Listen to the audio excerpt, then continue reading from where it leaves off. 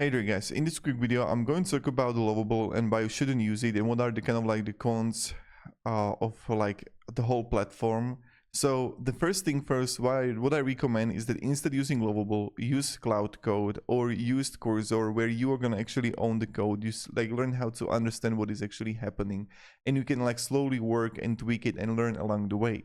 The problem with Lovable that everything you are gonna have is on one platform. So this is the first thing. So every single prompt, every edit, and every bug you ask the AI to fix eats up the credits.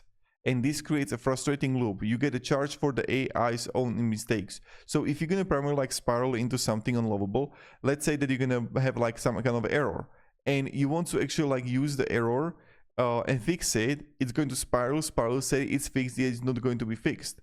So this is something that you have to be very careful about. It's like a wrapper in a way, that you can just like start using Cloud Code, the Opus 4.5, learn the like something, and you can be much better.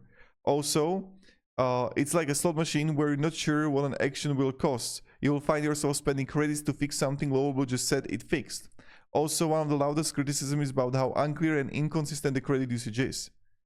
So this is like the most important thing is with the credit usage. And also, once you try to like move beyond the simple prototype, simple app, and something like more better, more bigger, and it's going to be like looping. So it's not going to like really fix it. So this is another thing with Lovable to be aware of. And also it can like hallucinate. And the scalability issues with Lovable too. Like if you want to build something very simple, it's good. But in the moment when you want to build something that is going to be more complex, you have to be careful that it's not going to do much. And also the code quality is also like tricky there. So this doesn't have like no UI, drag and drop interface, a limited backend control. So that's something to be aware of, and also the customer support issue.